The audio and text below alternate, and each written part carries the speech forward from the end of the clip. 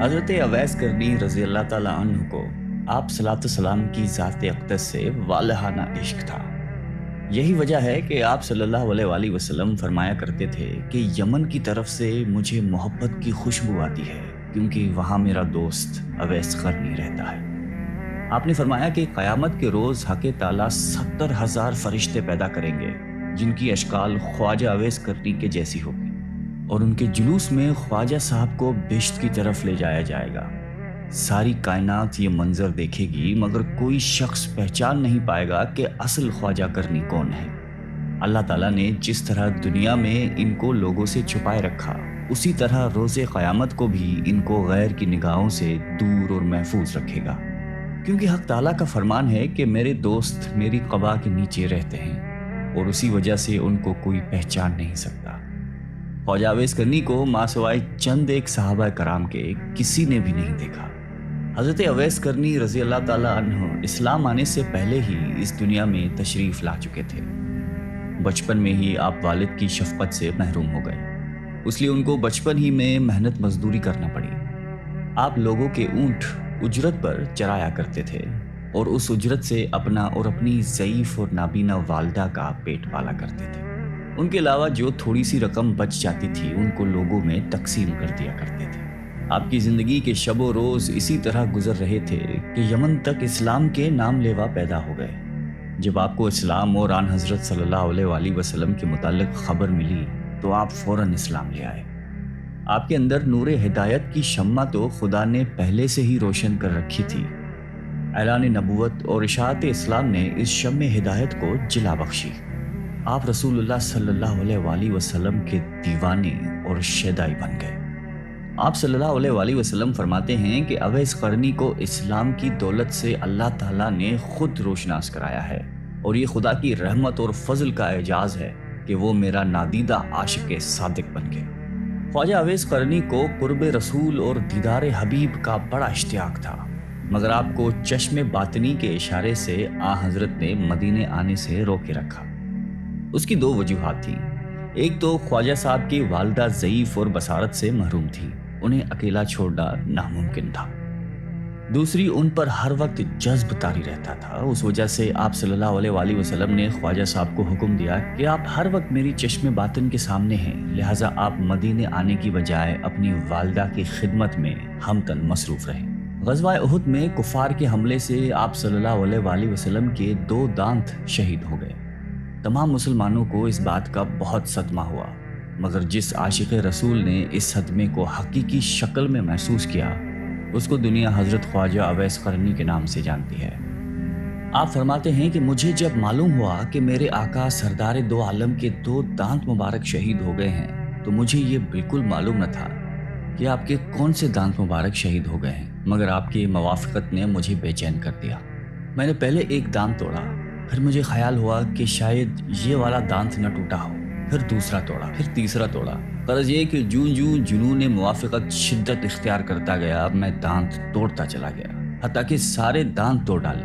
اللہ تعالیٰ کو اپنے محبوب کے اس عاشق دلگیر کی یہ ادا بڑی پسند آئی اور اس کے لیے کیلے کا درخت پیدا کیا، کیونکہ ٹوٹے دانتوں کے ساتھ سوائے نرم کیلوں کے اور کوئی چیز کھانا ممکن نہیں تھی۔ صحابہ کرام نے آپ صلی اللہ علیہ وآلہ وسلم سے وقت وصال پوچھا کہ آپ کا خرقہ ہم کس کو دیں؟ آپ نے فرمایا کہ اویس قرنی کو۔ اس مقصد کی بجاوری کے لیے سیدنا حضرت عمر فاروق رضی اللہ تعالیٰ عنہ اور حضرت علی مرتضیٰ کوفہ تشریف لے گئے اور جمعہ نماز کے خطبے میں کہا، مسجد میں نجد سے تعلق رکھنے والے جتنے لوگ ہیں سب کھڑے ہو جائیں۔ چنانچہ اہل نجد کھڑے ہو گئے۔ ان سے پوچھا گیا کہ شہر میں کوئی اویس قرنی نام کا شخص ہے؟ سب نے جواب دیا کہ ہم اویس قرنی سے بالکل شناسا نہیں ہیں، ہاں البتہ ایک دیوانہ ہے جو لوگوں سے بیزار ہو چکا ہے اور ہر وقت ویرانوں میں رہتا ہے اور آبادی کی طرف بالکل نہیں آتا۔ حضرت عمر اور حضرت علی نے کہا کہ وہ کہاں ہے، ہمیں اس سے ملواؤ۔ عرض کی گئی کہ وہ وادی ارنا میں اونٹ چراتا ہے اور رات کو روکھی سوکھی کھا کر سوتا رہتا ہے، کسی سے بات نہیں کرتا۔ وہ کھانا جو ہم لوگ کھاتے ہیں اس کو پسند نہیں کرتا، لوگوں کو خوش دیکھتا ہے تو روتا ہے اور جب لوگوں کو روتے ہوئے دیکھتا ہے تو خوش ہوتا ہے۔ جب حضرت عمر اور حضرت علی وادی ارنا میں پہنچے تو انہوں نے دیکھا کہ خواجہ اویس قرنی نماز ادا کر رہے ہیں۔ और उनके ऊँटों को फरिश्ते चरा रहे हैं। जब ख्वाजा अवैस नमाज से फारिग हुए तो हज़रत उमर ने आपको अस्सलाम वालेकुम कहा। जवाब मिला वालेकुम अस्सलाम। हज़रत अली ने आपसे नाम पूछा। जवाब दिया कि मेरा नाम अल्लाह का बंदा है। हज़रत उमर ने कहा कि अल्लाह के बंदे तो हम सब हैं, आप अपना ख़ास नाम बताइए। ख्वाजा साहब बोले कि मेरा नाम अवैस है। हज़रत उमर ने उनका हाथ पकड़कर वो निशान देखा जिसके मुतालिक हज़रत सल्लल्लाहु अलैहि वसल्लम ने ज़िक्र फरमाया था कि वो निशान अवैस की शनाख्त की अलामत होगा। हज़रत उमर ने जब वो निशान अलामत ख्वाजा अवैस के हाथ पर देखा तो उनके हाथ को बोसा दिया और कहा कि ए अवैस क़रनी, रसूलुल्लाह सल्लल्लाहु अलैहि वसल्लम ने आपको सलाम भेजा है और साथ ही ये मरका भी इनायत फरमाया है और वसीयत फरमाई है कि आप उम्मत मोहम्मदिया की बख्शिश के लिए दुआ करें। ख्वाजा अवैस करनी ने फरमाया कि ए उमर और अली, आप लोग हज़रत सल्लल्लाहु अलैहि वसल्लम के रफ़ीक ख़ास हैं और मुझसे अव्वला हैं। दुआ तो आप लोग करें क्योंकि आपका मर्तबा खुदा की दरबार में बहुत बुलंद है। हज़रत उमर और हज़रत अली यकज़बां होकर बोले, हम तो दुआ करते हैं मगर आप बमूजब वसीयत रसूलुल्लाह सल्लल्लाहु अलैहि वसल्लम उम्मत मुसलमा के लिए दुआ फरमाइए। ख्वाजा अवैस करनी ने फिर कहा कि ए उमर और अली, आप गौर कर लीजिए, शायद मैं वो अवैस ना हूँ, वो कोई और हो जिसका जिक्र महबूब खुदा ने फरमाया हो। हज़रत उमर फ़ारूक ने फरमाया कि ए अवैस, रसूलुल्लाह सल्लल्लाहु अलैहि वसल्लम ने आपके मुतालिक 2 निशान बताए थे और वो दोनों निशान आपके पास मौजूद हैं, लिहाजा हमारी पहचान, शनाख्त और पहुँच बिल्कुल दुरुस्त है। ख्वाजा अवैस ने हज़रत उमर और हज़रत अली से कहा कि लाइए वो खिरका मुझे अता कीजिए ताकि मैं हस्ब हुक्म आका दुआ करूं।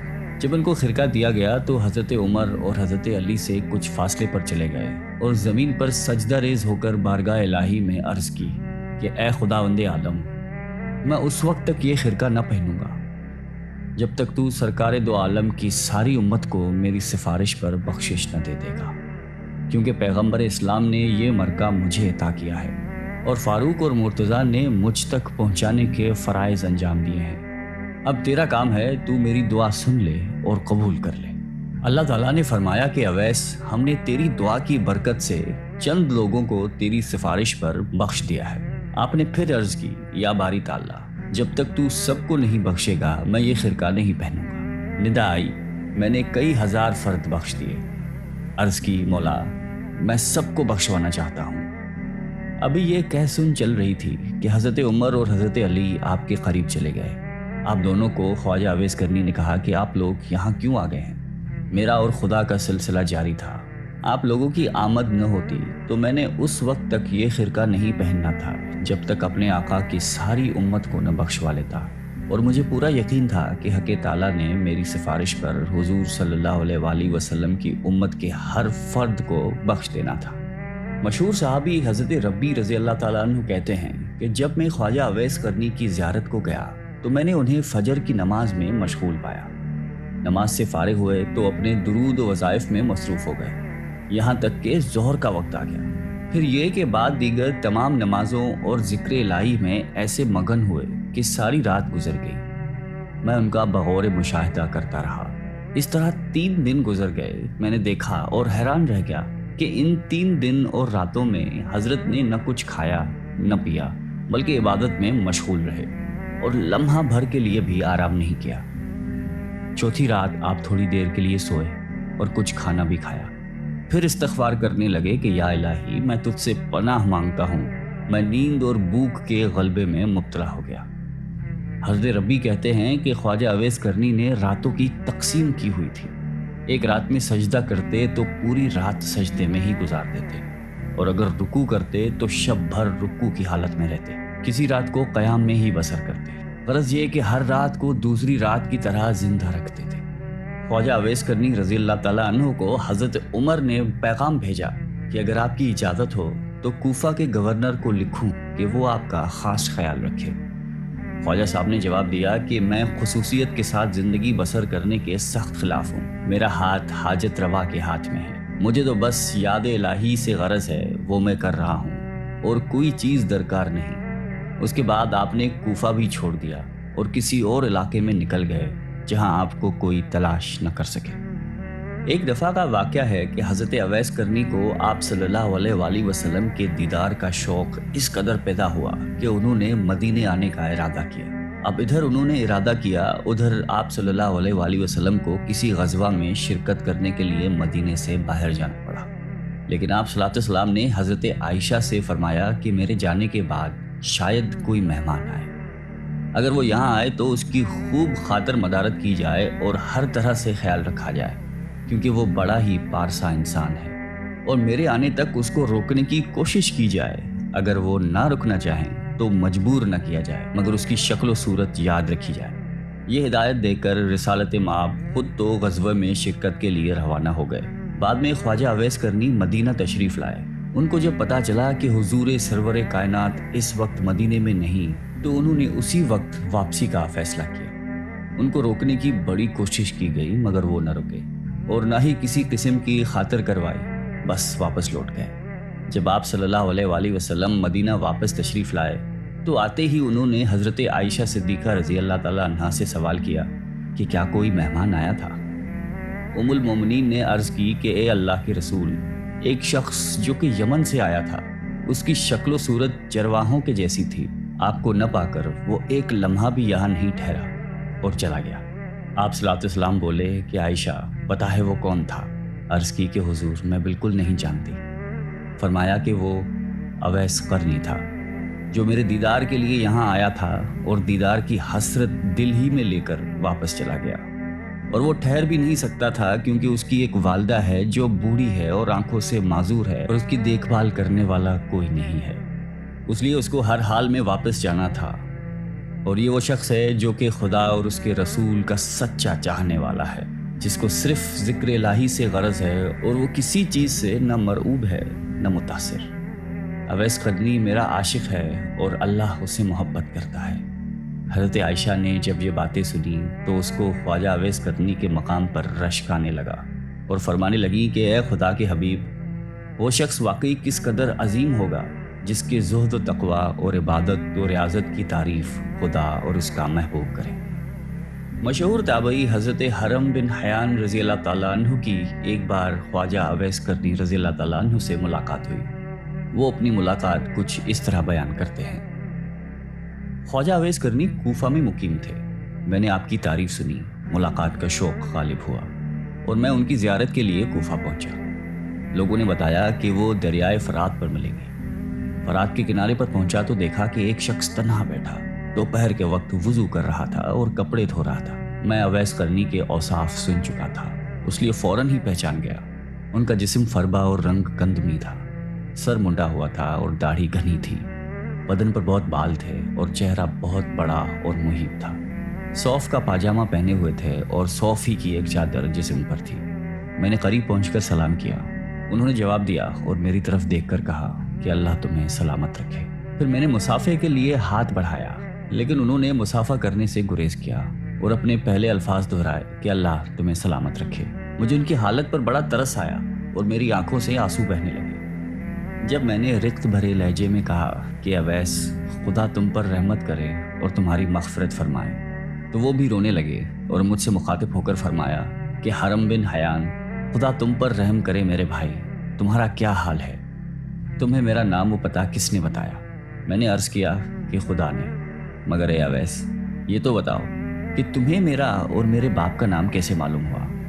اس سے پہلے نہ میں نے تمہیں دیکھا ہے نہ تم نے مجھے۔ حضرت اویس نے جواب دیا کہ تمہارا نام مجھے اس نے بتایا ہے جس کے علم و خبر سے کوئی چیز باہر نہیں۔ میری روح نے تمہاری روح کی طرف توجہ کی اور میرے روح نے تمہاری روح کو پہچان لیا۔ مومن کی روحیں ایک دوسرے کو پہچان لیتی ہیں۔ میں نے عرض کی کہ رسول اللہ صلی اللہ علیہ وآلہ وسلم کی کوئی حدیث مبارک سنائیے تاکہ میں اسے یاد کر لوں۔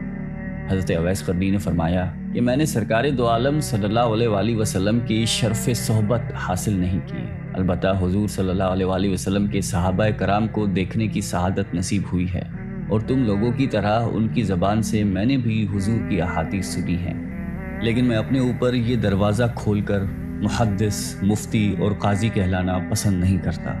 مجھے خود اپنے نفس کے بہت سے کام ہیں۔ یہ کہہ کر وہ میرا ہاتھ پکڑ کر رونے لگے۔ میں نے درخواست کی کہ پھر قرآن حکیم کی ہی کچھ آیات سنا دیجیے۔ میرے دل میں آپ کی زبان سے قرآن سننے کا بے حد اشتیاق ہے۔ میری آپ سے محبت اور عقیدت خدا کے لیے ہے۔ میرے لیے دعا فرمائیے اور کچھ وصیتیں کیجیے۔ میری درخواست سن کر اویس رضی اللہ تعالیٰ عنہ نے اعوذ باللہ من الشیطان الرجیم پڑھا اور چیخ مار کر رونے لگے۔ پھر فرمایا میرے رب کا ذکر بلند ہے، اس کا قول سب سے سچا ہے، اس کا کلام سب سے اچھا ہے۔ یہ کہہ کر انہوں نے ان آیات کی تلاوت کی۔ حامیم والکتاب المبین انا انزلناہ فی لیلۃ مبارکۃ انا کنا منذرین هو العزیز الرحیم تک پڑھ کر چیخ ماری اور بے ہوش ہو گئے۔ ہوش میں آئے تو فرمایا حرم بن حیان تمہارا باپ مر گیا، ان قریب تم کو بھی مرنا ہے، کیا خبر جنت میں جائیں یا دوزخ میں۔ ابن حیان آدم فوت ہو گئے، حوا فوت ہو گئی۔ ابن حیان نوح اور ابراہیم خلیل اللہ فوت ہو گئے۔ ابن حیان موسیٰ اور داؤد فوت ہو گئے۔ ابن حیان محمد رسول اللہ فوت ہو گئے۔ ابو بکر صدیق فوت ہو گئے۔ ابن حیان میرے بھائی عمر بن خطاب فوت ہو گئے۔ اور یہ کہہ کر انہوں نے مغفرت کی دعا کی۔ اس وقت تک حضرت عمر فاروق رضی اللہ تعالیٰ عنہ زندہ تھے، اس لیے میں نے کہا کہ خدا آپ پر رحم کرے، عمر خطاب رضی اللہ تعالیٰ تو ابھی فوت نہیں ہوئے۔ فرمایا ہاں، جو کچھ میں نے کہا ہے اگر تم اس کو سمجھو تو خود جان جاؤ گے کہ میں اور تم بھی مردہ ہیں، ہونے والی بات ہو چکی ہے۔ اس کے بعد حضرت اویس کرنی رضی اللہ تعالیٰ عنہ نے سرکار دو عالم صلی اللہ علیہ وآلہ وسلم پر درود بھیجا، پھر کچھ اور دعائیں پڑھی اور فرمایا کہ حرم بن حیان، میری وصیت یہ ہے کہ کتاب اللہ کو مضبوطی سے پکڑو، اہل اللہ کی صحبت اختیار کرو اور نبی کرم صلی اللہ علیہ وآلہ وسلم پر ہمیشہ درود و سلام بھیجتے رہو۔ میں نے اپنی اور تمہاری موت کی خبر دے دی، آئندہ کسی ساعت موت سے غافل نہ رہنا، واپس جا کر اپنی قوم کو بھی نصیحت کرنا اور ڈرنا۔ خبردار، جماعت کا ساتھ کبھی نہ چھوڑنا ورنہ بے دین ہو جاؤ گے اور قیامت میں آتش دوزخ کا ایندھن بننا پڑے گا۔ پھر انہوں نے دعا کی کہ الہی، یہ شخص کہتا ہے کہ اس کو تیرے لیے مجھ سے محبت ہے اور اس نے تیرے ہی لیے مجھ سے ملاقات کی، اس لیے خدا مجھے توفیق دے کہ میں جنت میں اس کا چہرہ پہچان جاؤں اور دارالاسلام میں میری اس کی ملاقات ہو۔ وہ دنیا میں جہاں کہیں بھی ہے اس کو اپنے حفظ و امان میں رکھنا، اس کو قناعت عطا کر اس کو اپنی نعمتوں کا شکر گزار بنا اور اس کو جزائے خیر دے۔ دعا کے بعد اویس قرنی نے مجھ سے فرمایا کہ اے حرم بن حیان، اب میں تجھے اللہ کے سپرد کرتا ہوں، آج کے بعد میں تم کو نہیں دیکھوں گا، مجھے شہرت پسند نہیں ہے، گوشہ خلوت ہی میرا رفیق ہے، آئندہ مجھے تلاش کرنے کی کوشش مت کرنا، مجھے ڈھونڈنے میں تم کامیاب نہیں ہو سکو گے، میں تمہیں ہمیشہ یاد رکھوں گا اور تم مجھے یاد رکھنا، میرے لیے دعائے خیر کرتے رہنا۔